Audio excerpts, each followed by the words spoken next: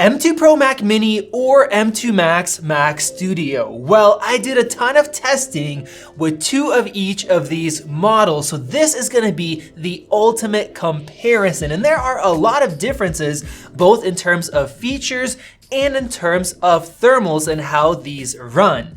Now, at the base, I have a $1,300 M2 Pro, which is the cheapest version you can buy. And then I have an upgraded one that's around $2,000 if you spec it up. And then we have a $2,000 base Mac Studio, as well as an upgraded one if you want to get the full graphics performance and faster SSDs. Now, as for those SSDs, both Macs come with 512 gigs base, and as you guys could see, if you upgrade to 1 terabyte, the speed gets a lot faster. But what is very weird is that the Mac Studio's 1 terabyte is actually slower than the Mac Minis. Maybe it's because of the SSDs that are used, I'm not sure, but we do see that little bit of a difference. And I would recommend upgrading to 1 terabyte to get those much faster speeds. And the other weird thing is, if you take the tiny Mac Mini and you upgrade it to 32 gigs of RAM and the full performance, the price tag is the same as the Mac Studio,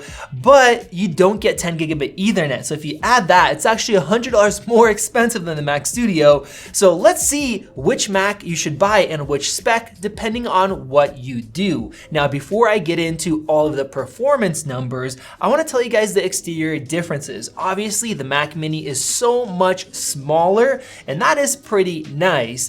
But with that, you don't get those extra 2 USB-C ports on the front and the SD card reader, which I think is killer to have, and we use ours all the time. Both Macs have 4 Thunderbolt ports and an HDMI on the back, but the Mini supports up to 3 displays compared to 5 on the Mac Studio. Now, who's gonna use 5? I don't know, but with the Mini, if you do high resolution displays, for example, at 8K, you could just use 1, where on the Studio, you could do an 8K and 2 6Ks, or more so if they're a little bit lower resolution. Also 240 Hz, so it's a lot more powerful. The Studio can also have 64 gigs of RAM if you wanna spend the extra, where the Mini's capped at 32, but I think not a lot of people that are looking at this budget are gonna wanna get that, which is why I also am looking at the $1,300 Mini to show you guys how that compares. Starting off with Geekbench 6, as far as single core, they are very close, with the Studios being just slightly faster.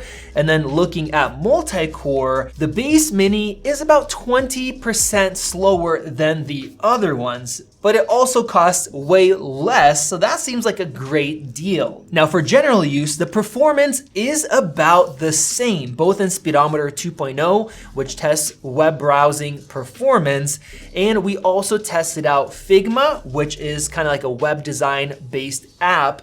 And here we tested the project brought to us by 500 Designs, one of the best studios in California, and the smoothness is the same across all of them.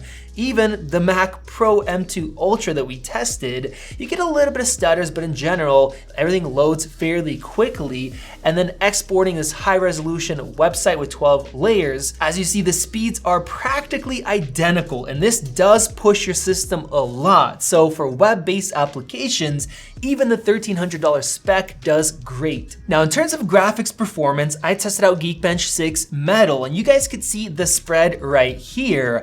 The interesting thing is, upgrading for $200 more to the 38 core M2 Max, that only gets about 8% more performance than the $2,000 spec, and then the base $1,300 one, it's only about 10% slower than our much more expensive upgraded Mac Studio. So these two options seem like a great value. Now, I also tested out 3D Mark Wildlife that does purely gaming performance instead of compute. And here I would say that the $200 extra for the upgraded M2 Max does give you quite a good value.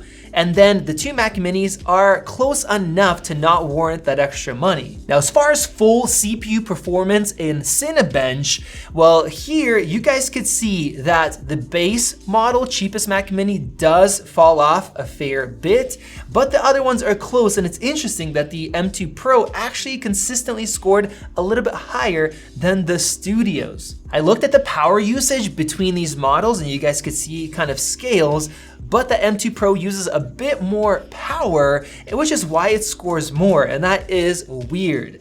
Now, when you load up the CPU all the way, this makes a lot of heat. So how does the Tiny Mini compare to the Studio? The fan in there, when we tore it down, is really small, whereas the Studio's is massive and it is heavy. Well, the Mac Mini, the M2 Pro maxed out, likes to run at 100 degrees Celsius with the fan running really slow, whereas the Studio, the highest I saw it got was 69 degrees Celsius with the fans at idle. So both of these are silent, but the Studio runs extremely cool even under full load, whereas Apple likes the Mini to run hot but quiet. So if you're concerned about fan noise, don't be, but if you want your system to run really cool, the Studio is the way to go. Now, as far as Xcode performance, here, the 3 more expensive machines are practically identical. And then the cheapest one, well, it's not far off. I think waiting that extra 15 seconds, it's not a deal breaker. And this is a tougher project. Xcode just runs so well on Apple Silicon, so you can save a bit of money or put that into more RAM. Now, as far as Logic use, in our new Logic benchmark, which you guys can look up all the plugins and stuff it uses, yes, they are very similar, with the base one being a little bit off, but the performance is so good. Once again, I want to say if you do this, you can save the money unless you need extra ports. Now, in terms of Blender, this is where I saw a massive difference. Here is the BMW test. The Mac Studios absolutely destroy the Mac Mini. This thing has some updates in terms of how it deals with memory, and it makes a huge difference. But the weird thing was, for the simple test, the Studios, even the upgraded GPU, didn't really make a big difference. Now, going to a much tougher test here, I thought the unbinned M2 Max would go ahead, and it did, but ever so slightly, which is absolutely crazy. But if you spend the same money on an M2 Pro Max Studio, all upgraded, it's half the performance. You do not want to make this mistake. Now, for the photo editors in Lightroom, I exported my standard 50 high resolution edited RAWs to JPEG, and here you guys see, we do see a difference, but only compared to the base Mac Mini, and it is not huge. Now, if we were gonna do like a 500 test, the numbers get larger, but because we don't have throttling, they would scale the same. But if you go for more images, like high resolution, like for example, in Photoshop, I did my HDR panorama. Well, here, the base Mac Mini really falls behind, and that's when it is worth upgrading. But as far as the Mac Studio, well, it performs very similar. Now, for the video editors, you want to pay attention here. As far as doing simple things like stabilizing, the Mac Mini really keeps up well, even though it has worse graphics performance. But when we go to export a standard 5-minute project, the Studios are the same, but so much faster than the Mac Mini because they have dual encoders, and that helps a ton. Now, all of these have ProRes decoders and encoders, which is amazing, but you guys could see that the Mac Studio does come ahead because it has slightly better ones, and then it has more graphics performance. Now, I will argue that even the $1,300 Mac Mini does such a fast speed that you're not gonna have many issues. The only difference will come in if you're pushing maybe 8K or multiple streams. You might notice a bit, but I would be happy even with the base M2 Pro.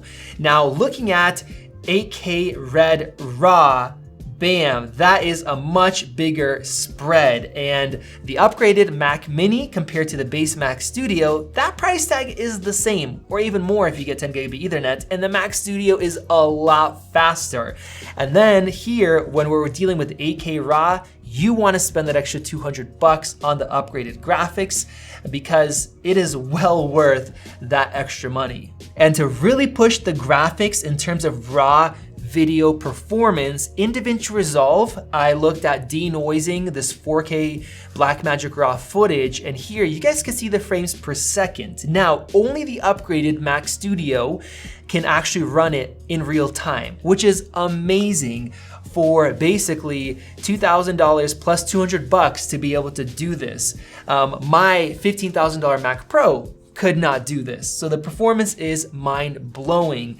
But here, the upgraded Mac Mini really sucks, and the base one is just slightly slower. So basically what we learned for video editing is if you do simple tasks, well, if you care about encoding speed, you still want to get the Mac Studio. And then when you're doing tougher video editing, well, that is where you really need to get the Mac Studio. So I would just say for video editors, you want the Mac Studio.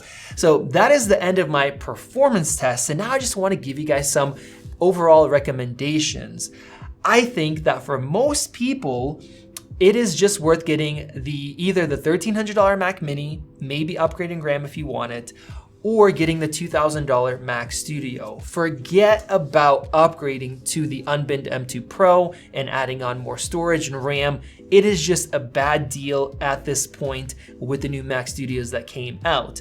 And then if you do a lot of video editing that's tough, then you might want to upgrade and get the extra graphics. But if you're doing 3D design and you're on a budget, or you just want to get one that's sold off the shelf, for 2,000 bucks, that is the best bang for the buck computer from Apple that I think that you can get right now if you need extra performance. And then that $1,300 spec, that is also a really killer value. I would say avoid upgrading the M2 Pro. For most people, just go for the Mac Studio. And then not a lot of people need to upgrade the Mac Studio. Now, if you're wondering about the M2 Ultra Mac Studio and how that compares to M2 Max, well, that is where the performance differences change. And we also have some other changes. So then that's gonna be a whole nother video. If you guys wanna watch that, click that circle above. If you wanna get some great deals, check out the links below. Check out one of those videos right over there. This has been Max, and I'll see you in the next one.